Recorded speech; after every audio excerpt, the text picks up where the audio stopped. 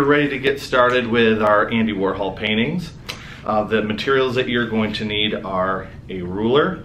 You're going to need a piece of canvas, the hard canvas, and the size of this is 9 by 12. You're going to need your printout, which you should have already printed out, something smaller than 4 by 6, and you're going to need a sheet of tracing paper. Okay, those are going to be our materials that we're going to need. So our canvas, which is right here, the size is going to be 9 inches across by 12 inches high. And what we need to do is divide it into 4 sections for our 4 paintings. So since our size is 9 by 12, I did the math for you already.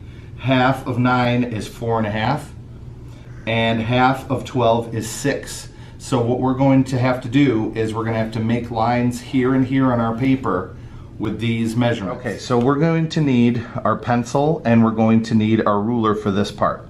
So we did the measurements already and we know that this is 12. This long part is 12. So if I take my ruler, and yep, looks like it's 12. It's off by a little bit, but it's just because of the manufacturer. So if I take my ruler and I count to 6, and the important part, and I don't know if you can zoom in on this a little bit, thanks to Sushi who's filming this, you'll see that you don't put your ruler right to the edge here. You put your ruler right where the line starts, right to the edge of the canvas here. See that? And then you're going to count over 6. So 1, 2, 3, 4, 5, 6. Once you get to the 6, we're just going to make a little light line right there. Right there. So now we have a line right here on our canvas. Then we're going to take our ruler and find that line. We're going to move our ruler. So we had it here. Now we're going to rotate it a quarter turn. And we're going to find that line and move your ruler right up to the edge of that line. And we're going to draw a line across right where that was. Really lightly, like that. So now we have a line across. So now we have to do our line the other way. Okay, we have to figure out what that measurement is. That one was a little trickier. Since we had 9 inches, we have to go to 4.5. Now it doesn't say a half on here. So if I count over 1, 2, 3, 4, the half is right in between the 4 and the 5. It's that long line right here. So that's that line in the center. Take your ruler again, and you're going to rotate your ruler, and we're going to draw that line across here, lightly, very lightly. And now we have our canvas divided into our 4 rectangles. Okay? For this next part, we can put our ruler aside. We won't need our ruler. And we can take our canvas. And the other thing I like to do on my canvas is I'll flip it over and there'll be an area for your name. So where it says title, you can call it Andy Warhol if you want. Even though you're not Andy Warhol, you can title it that. And then the artist, I'll put my name right here.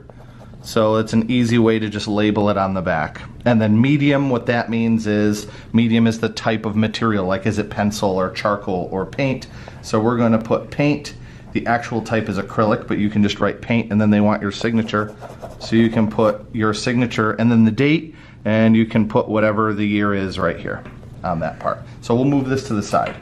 So I have my printout.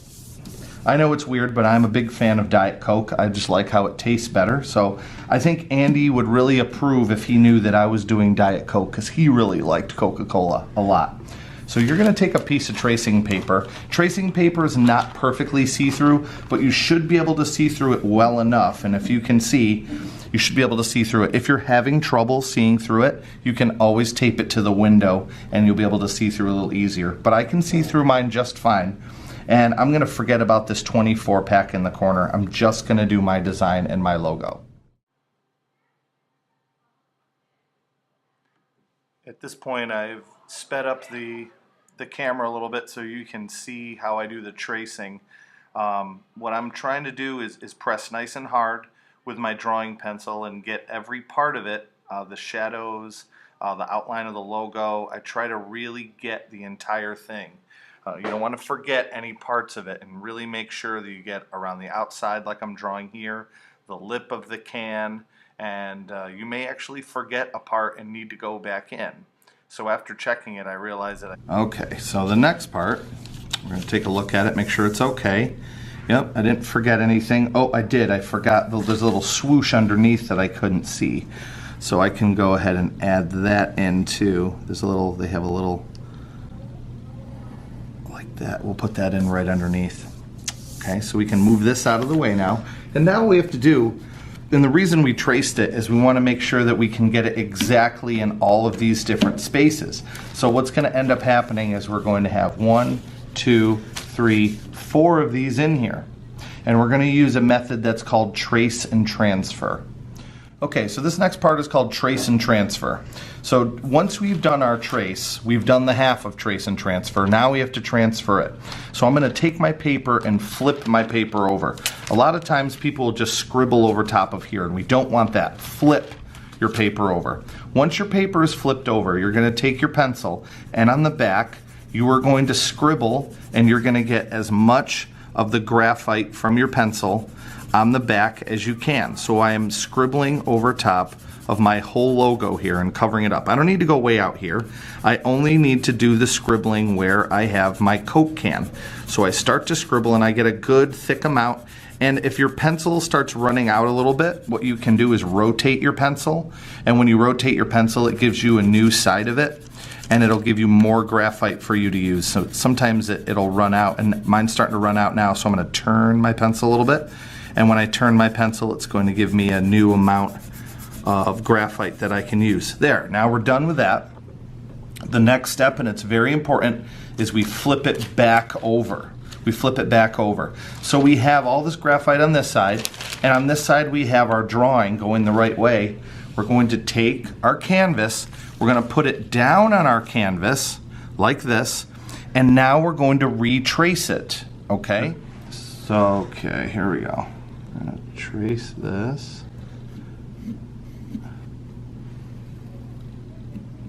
And if you peek, yep, see how it's starting to transfer over?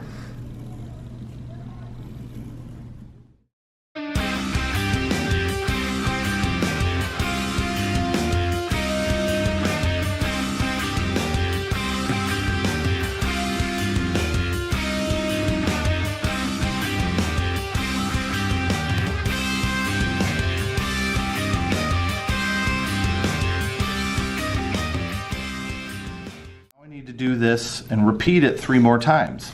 So I'm going to make sure I line it up, and I want to look really close to make sure I'm not going too low or too high. I want to line it up, and if you really want to make sure they're perfect, you can take your ruler and try to match them up. And see, I got to move mine up a little bit if I want it to be exactly even. Right there. Okay, good. And then I'll hold it in place, and I will continue and trace it again. Okay, so 2 things I want to cover now that I have my second one done. You may want to go and resharpen your pencil. My pencil's starting to get dull. And then I also had a question. Somebody asked me, what happens if you get a hole in this? What happens if there's a little hole or you rip through this paper a little bit? You can either do one of 2 things. You can still continue to use it, and the hole shouldn't affect it too much. Or you can retrace back from your original, because you still have the original copy. You can retrace this one again, and you can make another one, and you know it'll be the same as the other 2 because you've traced the same original source, and that will be okay. So I'm going to go and sharpen my pencil, and I will be right back. Cut. Okay, so now, as you see, we have 4 of them done, and they're really light, and that's what we want. We don't want them to be really dark. Normally the question I get is, should I go back over them and make them darker? No, we don't want that. We want it light because we're going to be going over it with acrylic paint. So we want to have it very light so the paint will go back over top of it. So this stage we are finished, and now we're going to begin, or rewind. Oh, no, I'll edit. Keep going, keep going. I'll edit this out. At this point we are done with the pencil, and we're going to move on to stage 2, which is the painting part. So thanks for watching part 1. Part 2 will be the painting. Alright, I hope you liked my video. Look down below and click like and subscribe.